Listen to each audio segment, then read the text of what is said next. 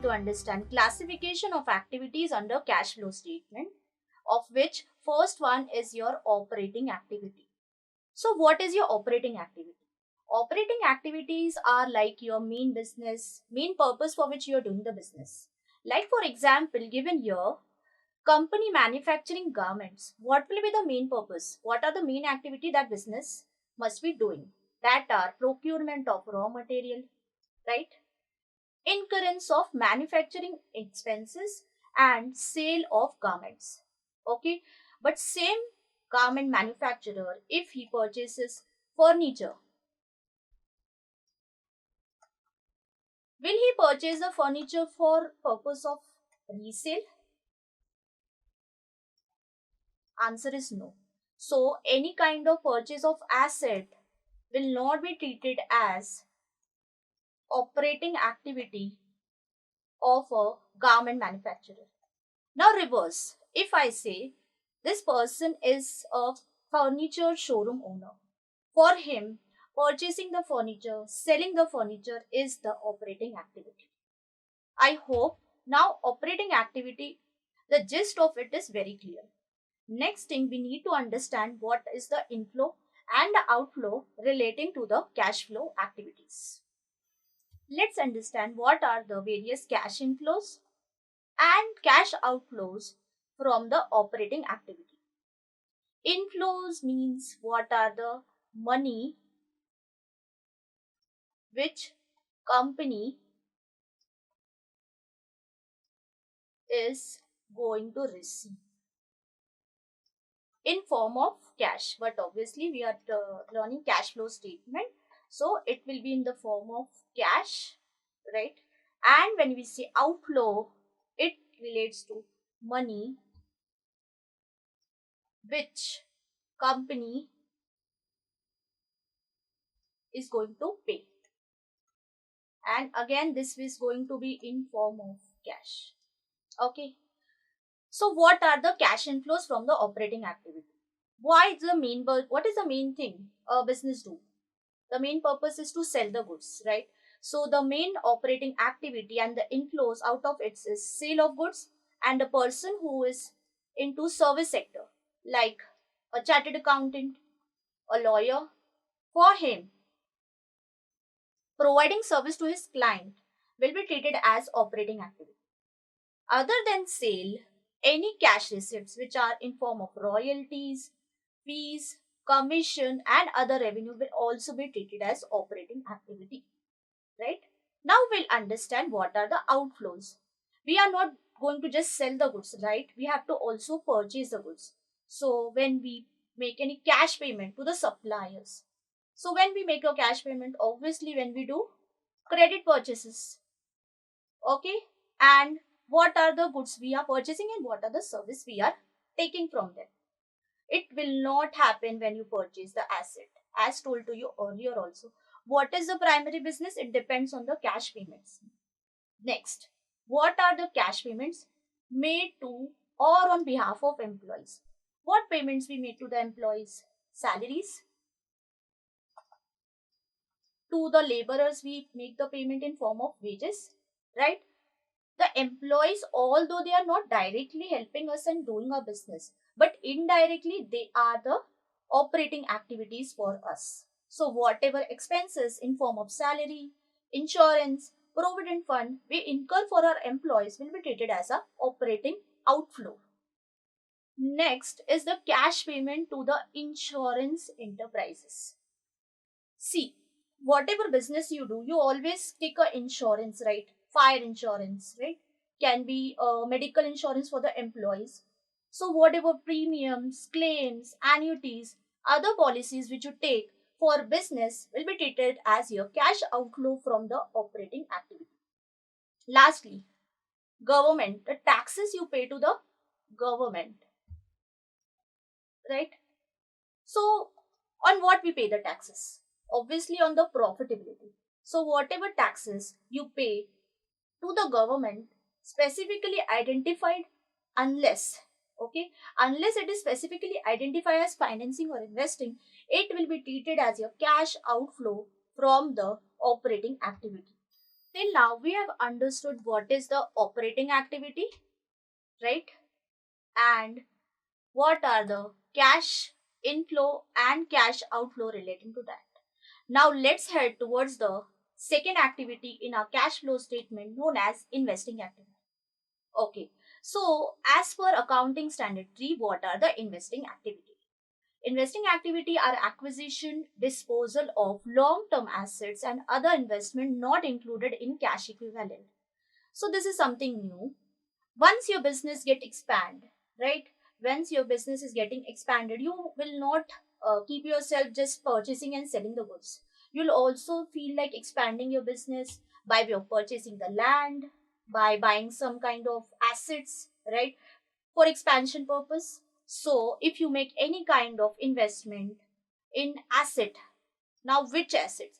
They are your long term assets, right? What are the examples of long term asset, or you can just say fixed assets? Your machinery, furniture, building. Okay. And another thing used here is other investment. When you keep money in the bank in a form of fixed deposit, that is nothing but the investment. When you take shares of some company, that is also treated as your investment. Now, what is not included in cash equivalent is the question, right? Only the long term investment, right? Long term investment are treated as your investing activity and not the short term. Why? Because the short term investment are easily recoverable. They are liquid asset. Okay. So they are treated as part of your cash and cash equivalent, which we have studied in the earlier slide where I told what does we include in our cash and cash equivalent. One was your bank balance, then it was current investment, and third was the marketable securities. So those two, the marketable security and current investment, are the short term investment and they are not treated as part of my investment. Okay. So investing activity relates to purchases, relates to sale. Okay. So purchase is nothing but when cash is going out of business. When it is purchase, it's your outflow, and when it is sale, it's your inflow, right? So let's say purchase of your land, building, furniture, any kind of long term assets will be treated as what your investing activity. Now, what are the long term investment? The transaction related to long term investment, like I said, we can also invest in shares of other company. We can also give loan to someone. We can also take debentures of other company, right? So these are all my investment. When I invest money in some other company, those all are my kind of investing activity. Now we will be understanding what are the cash inflows and cash outflows from the investing activity. As told to you earlier also, inflows are nothing but the cash receipts, right? Let's understand in one by one. First one is cash receipts from disposal. Disposal, the other meaning of disposal is nothing but your sale of fixed asset. And it also includes your intangibles. What are the intangibles assets? Something which can't be touched, felt, physical appearance doesn't exist. For example, goodwill, right? When will goodwill come into picture? When you purchase some organization. Business purchases, we have patents, right? Then we can also have trademarks. So if there is any kind of sale of goodwill, patent, trademarks, they are also treated as your investing activity, cash inflows from the investing activity. Next, like I told you earlier, if you can also give loans and advances to the third party, it is not just the bank who gives us the loan. If we are having excess money in our hand, we can give it to someone, right? And on that, we earn something called interest, which will which I will be touching upon later on. So, something is written in the bracket except in case of financial enterprises. So, what are the financial enterprises? Bank, right? For your bank, this kind of giving loan, advances is not an investing activity.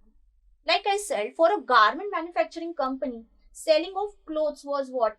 Operating activity. Same way, if it's a bank, what is the main business of bank? To give the loans, right? Charge interest on that. So for bank, giving loans is nothing but their operating activity. Okay?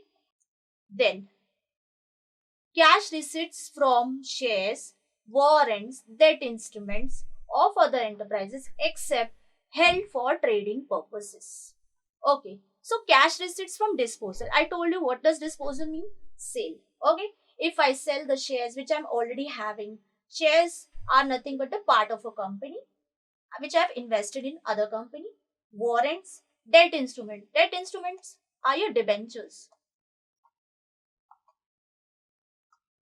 Debentures of other enterprises, not of mine, except those held by trading purpose. See, a person who is doing a trading purpose business of trading, he is not interested in earning profit out of it, right? But he is only interested in selling those and purchasing those. That is his daily activity. For him, doing all this activity of sale purchase of shares is nothing but what? Operating activity. What do we earn when we keep money in the bank? Nothing but interest. Fixed deposit, recurring deposit. What does bank gives us? Interest. Same way, if we give someone loan, what that person is going to give us in addition to that loan amount is called interest. Understand, it is the interest received and not interest paid. It will get you in confusion when you will study the financing activity. So keep it in mind, anything which you earn on your investment is your investing activity. Dividend received. Now see, on your loan advances, we earn interest. But on your shares, when you invest in a company, on shares, we earn dividend. Okay, so if you invest in shares of any company, you receive income in form of dividend from other enterprises. Now let's understand what are the cash outflows from the investing activity.